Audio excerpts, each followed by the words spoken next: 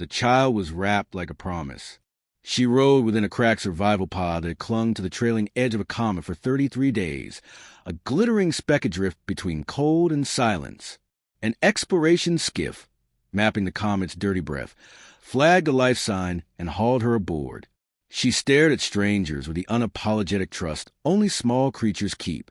The ship belonged to the Yesh, a species of coral-boned diplomats who cataloged oddities the galaxy forgot.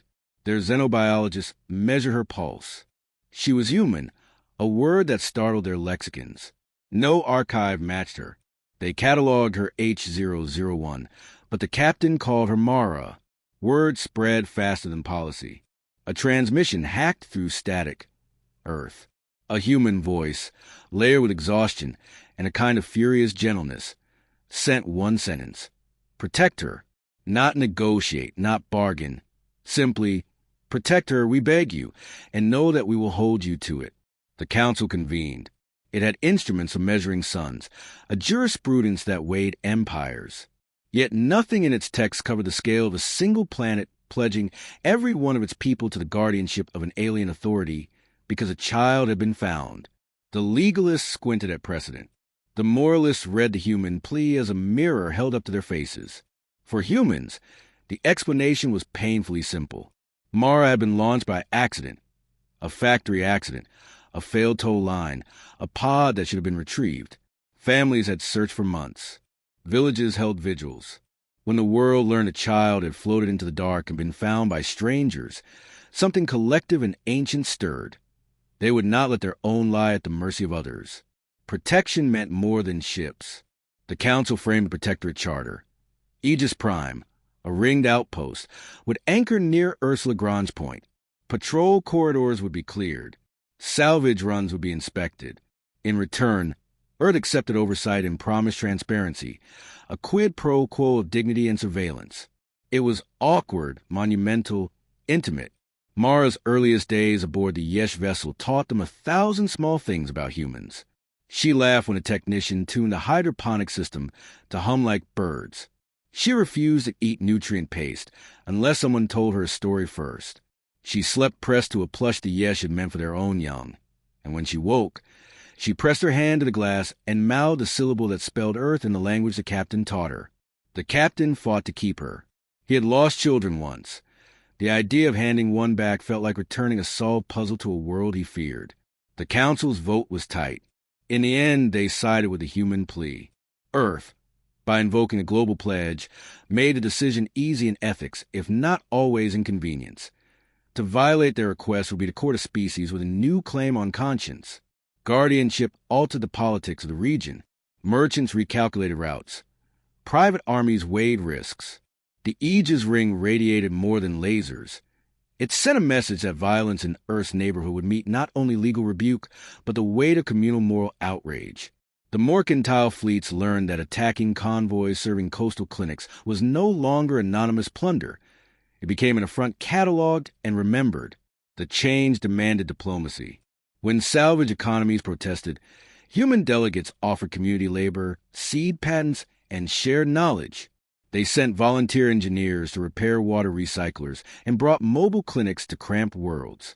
A turning point came when a pirate syndicate, testing the limits of Aegis's nerve, seized an outpost freighter carrying schoolbooks sent from Earth to a coastal orphanage.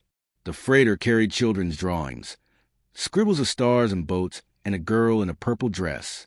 The images appeared in the tribunal, projected in full color. Law met a child's crayon line.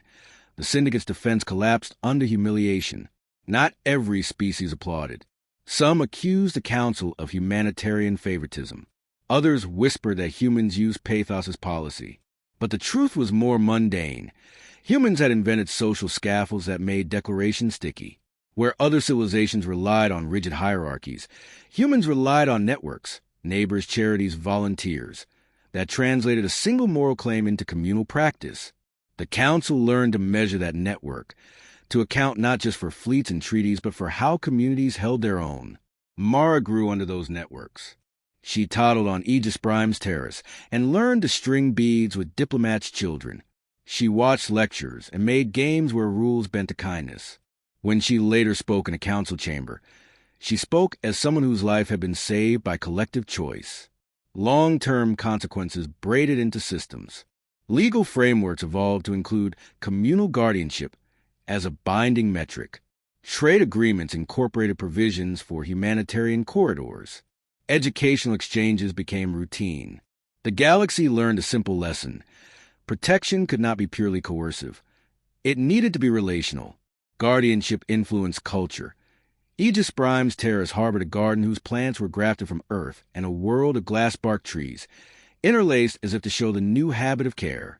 There were fractures. A few human factions bristled at oversight, treating Guardian protocols as paternalistic. Other species chafed at the precedent of an entire biosphere granted special standing. Militias sprouted in fringe systems. They called themselves the Free Salvagers and declared the Aegis Ring a blockade against opportunity. Their insurgency sparked small crises that tested the Council's resolve. Patrols, fines, and finally, reparations structured by joint human-alien teams who built schools on disputed moons. Years reshaped imagination. Children swapped myths and recipes. Composers mixed cadences. Philosophers debated ethics of care that changed how judges read treaties. When Mara finally returned to Earth, it was as a traveler with weathered sleeves and a suitcase full of stories. She walked through the city that had once feared the long way to space and now looked at its sky as a village in the making. She visited the factory that had failed to fetch her pod and stood in the sorting bay where a red light hung as a memorial. People reached for her sleeve. Children circled her.